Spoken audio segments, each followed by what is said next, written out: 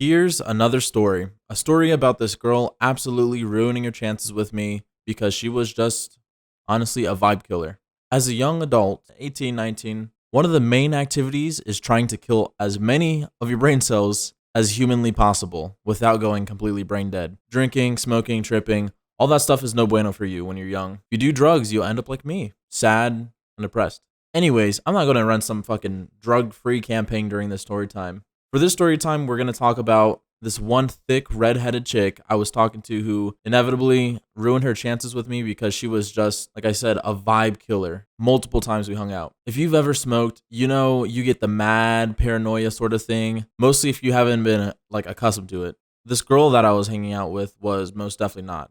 And it really showed. Funny thing about how I met her, by the way. I matched with her friend on Tinder who was definitely hotter than she was. But I'm a short man, and the chick I matched with didn't like short dudes, and we stand short kings, y'all. We stand short kings. We out here. Rather, she thought I would be a perfect match for her overweight redheaded friend. Wow, that made me feel great about myself. It's not like I'm ugly, and I swear I'm not throwing shade at you thicker girls because fat girls need love too. Giggity. It's just that I would rather drink orange juice than apple juice. You know what I'm saying? Look, orange juice is definitely better than apple juice. If you like apple juice, you can suck my ass. The very first hangout that we have is all four of us. The fourth person being my cousin. It was decided that I would essentially be the date for the the redheaded chick, and the other tall tree having ass chick was with my cousin, whom is of course a 6-foot Chad, or at that time a complete virgin, but that's okay. We stand virgins and short king. At that time, I lived in my hometown that didn't have fuck all to do. But we did have this space downtown where we could walk basically across this river, and it was sort of a vibe at night. Definitely did a fair amount of smoking in public with my friends there. For future reference, marijuana is illegal at this point in time. I don't know, in 2026, maybe it's going to be legal, and then people are going to be like, what the fuck? Why would you trip? I suppose that's somewhat relevant. Either way, we pull up to this parking lot that was for the bridge or walking path, and we took hits from the tall tree having ass chick, or maybe it was the orangutan chick. I don't remember whose pen it was, but whatever. And I honestly didn't get too fried. I guess that wasn't the case though for the the thick chick. Hopefully you get the gist as to who I'm referring to when I do say orangutan chick, tall tree having ass chick, and then I'll just say my cousin. We hopped out of their car. Oh yeah, wait. Side note, this dumbass was driving with her high beams on the entire way here. And I asked her, I was like, why the fuck is the high beam light on your dash? You should probably turn those off. Yo, if you drive with your high beams on and don't realize it, it's a genuine mistake. I get it. At least during the daytime. If your headlights emit as much light as the fucking sun at nighttime, maybe your high beams are on. I digress. We start our little journey, and it's like twilight hour or something, like the time where the sky still has light, but the sun is definitely sunken over the horizon. And this was, I think, around summertime, but it was nice as fuck outside, even though it was hot as hell during the day. Now, I usually don't feel that much paranoia when I smoke. However, when I cross a bridge and I'm high, I start to freak the fuck out for no reason.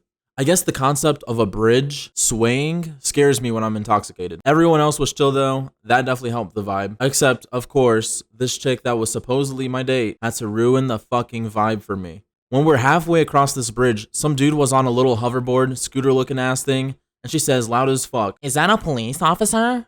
The many times that I've walked across this area, there's never anyone doing foot patrol. There's no cops, there's nothing. There's just people minding their own business.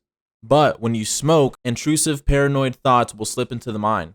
Vibe killing thoughts. I squinted to see if it was actually a cop. I was expecting it to be like some Paul Blart looking ass motherfucker. But nah, just a fellow pedestrian. I was like, fuck. She's one of those types of people when they smoke. Constantly paranoid. I think to an extent, everyone is paranoid when they smoke. It's just that when you say your own demons out loud, you really ruin the vibe for everyone else. Because like I said, it takes like one person to fuck up the experience by making others think that there's actually a cop when there's not. Why would you even be paranoid if there was a police officer? It's not like we had Bud. We just hit from her pen. It was her pen. How is she paranoid? Still boggles my mind to this day. Then I was like, shit, everyone is going to know we're high. Which ain't no way, because it's nighttime and no one will be staring into our eyeballs to see if we've consumed any THC. It wasn't that deep though, guys. I mean, I was like, okay, maybe she's tripping a little bit too hard and she's usually fine to smoke with. But at this point, since it was my first time smoking with her, I had no idea. Yeah, so a few weeks later, it was me, my cousin, and this redhead. My cousin and I got some good shit from this dude who literally looks like a homeless Viking dude. He worked at the same place my cousin and I worked at. And this guy, yo, let me tell you, he was a stoner. Man's parents came in wearing tie dye. These fuckers were like 70 years old, and I'm pretty sure they were high too. Homeless Viking dude with stoner hippie parents sold us some moon rocks. Yeah, moon rocks. They're called moon rocks because if you smoke enough of that shit, you'll probably see an extraterrestrial. This chick was definitely a lightweight. Not literally, but anyways. We all meet up and I have a bowl we're all gonna hit out of. We go to this parking lot at this park with a nice little lake. It's not the same place. It was like probably halfway across the city. And it's nighttime. The park is definitely closed at this hour, but look, I personally didn't care. Nor did my cousin, because we were both stoners. This girl, however, when I was loading the bowl, she kept looking around and I was like, yo, are you dead ass right now? She was already tripping and we didn't even take any hits. Well, either way, because I'm a drug addict and so is my cousin, we wanted to get her fixed. He was sitting in the back and she was in the front passenger seat, so she was right next to me. And we were just passing it around and the vibes were starting to vibe, you know? It wasn't as bad as I thought it was going to be because of the last experience at first. I broke the seal and aired out my car a little bit by opening the sunroof since warm air rises. Boom, smart man, you know. Ooh. Yeah, well, it bites me in my ass later in the story. We then leave the park and I was like, oh, fuck, I'm pretty gone, dude. Listen, y'all, I'm an extremely good driver, but even now, I think my driving was slightly impaired. I turned up my music loud as fuck, and we had some Ski Mask the Schlumped Deity playing, and I was vibing big time. It wasn't even a couple of blocks away where we left, where she started to trip shit.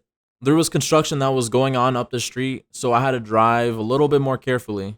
But I guess her brain was playing I Spy with my little fucking eye, and she has the audacity to turn down my music. And she points out a randomly parked car and says, "What's that? Is that a cop car?" Yo, I'm having flashbacks at this point. I'm like, no way is she doing the same stupid ass shit that she did at the bridge. And I'm even higher now. So I'm like, all right, I'm going to trip. She's going to trip. We're all going to trip. It's going to be a whole vibe killed. We're on a 2-laned residential street. There was construction. Okay, granted. In my brain, immediately, I thought, why the fuck are you pointing out some random ass car that it was parked between two other cars? What cop car does that? Like what? Are they home? Or if they're home, they're probably having dinner with their fucking family. They're not patrolling. But yeah, I look over to her and I'm like, yo, what the fuck are you talking about? She then describes the car. And I'm like, listen, first of all, that's not a cop car. Second of all, which I wish I said out loud, don't touch my fucking music. I was a little bit higher than I expected to be. It's Moonrocks though. From a homeless Viking dude with hippie parents that were fried when I saw them, whomst wore tie-dye shirts. The music was at like a medium-ish volume. Maybe I thought it was acceptable or something. I honestly, at this point, I probably should have turned it back up, but yeah, I was out of it. We drive just a few more blocks, and lo and behold, a cop car pulls up behind me and actually starts to tail me. I saw the bright white lights, and I could see the little wee-oo thing on top of the car. My sunroof was like a smokestack releasing the Zaza fumes, which is probably why the cop started to tail me. Motherfucker was like, I swear this entire time I was composed, but my heart was very close to erupting out of my fucking chest. But I was like, I was fine. Seriously. I was calm and collected. I didn't say a word. I tried setting the vibe for everyone and saying that we will be fine, and there's no reason for them to pull me over. I went through about 4 roundabouts or something like that, and I had to use every single brain cell at my brain's disposal to not fuck up. While I'm hard focused on not getting pulled over, the chick was like, I think I'm gonna shit my pants. Dog, she was freaking out so bad, she was having to clench her ass so she didn't shit on my nice 2001 Honda Accord leather seats. I'm like, all right, I can't talk to this girl ever again. I'm starting to trip a lot more because the cops are actually sniffing my exhaust. They were on my ass to the point where if a raccoon ran in front of my fucking car, I slammed on my brakes, we would get rear-ended. They were so close to my car. All the while, my cousin was chilling on his phone. Homie was just taking it all in. Finally, the cop peels off after following me in the residential streets for about a solid 10 minutes. So it felt like. My cousin told me later on that he had full faith in my driving skills and that he wasn't worried like that bitch was. Which, thanks, bruv. I appreciate that someone trusted me. Anyways, this was probably one of the breaking points for me talking to this girl. She was not that bad looking and she had like an okay personality. She was just not the vibe when I was in my peak stoner phase. Yeah, that's about it, guys.